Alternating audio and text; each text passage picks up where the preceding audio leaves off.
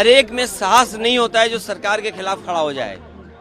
सरकार के खिलाफ खड़े होने में साहस चाहिए और दबाव तो हर एक पे बनाया जाता है।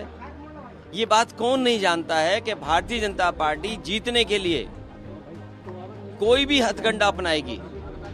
जिस भारतीय जनता पार्टी ने चंडीगढ़ में बेईमानी की हो, बैलेट से जब वोट पड़ा, जीतने के लिए उन बैलेटों को किस तरीके से बिगाड़ा गया, किस तरीके से वोट खराब किया गया, और अधिकारी के माध्यम से उस समय अगर सीसीटीवी ना होता और बैलेट से वोट ना पड़ा होता तो शायद भारतीय जनता पार्टी को इस तरह से बदनाम होते हुए नहीं कोई देख पाता। जहां तक यूपी का सवाल है, राज्यसभा के चुनाव में भारतीय जनता पार्टी ने सब कुछ किया है वोट लेने के लिए, और जो लोग गए हैं उनमें साहस नहीं रहा होगा सरकार के खिलाफ खड़ा होने में। देखिए, कार्रवाई निश्चित होगी, क्योंकि पार्टी के जितने भी हमारे साथी हैं उनका मानना है कि ऐसे लोगों को दूर कर दीजिए। अभी तक तो कद्दावर नेता लग रहे थे, लेकिन कद्दावर नेता निकले नहीं, ये बात समझ में आ गई।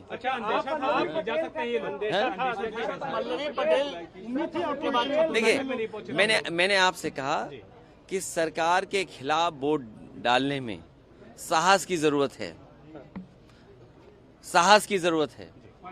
पल्लवी पटेल भी अब वो नहीं दिया होगा वोट, अभी तक नहीं आई है, तो वो जाने, क्योंकि उनकी भी क्या बोला था अभी आपने, अंतरात्मा से। तो मैं किसी की अंतरात्मा के बारे में नहीं जानता हूँ,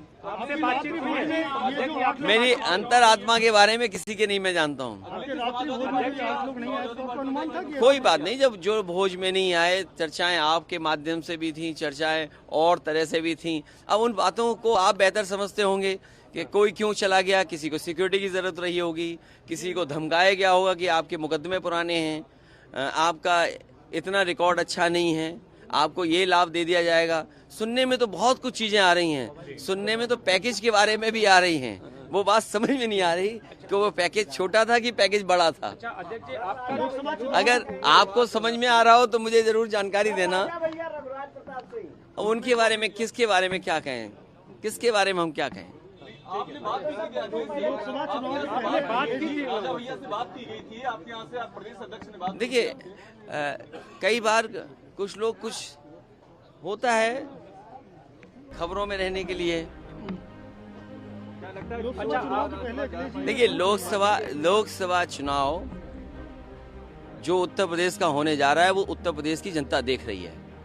क्या वो नौजवान जो दौड़ाए जा रहे हैं, जिन पे लाठी पड़ रही है, क्या वो भूल जाएंगे भारतीय जनता पार्टी को?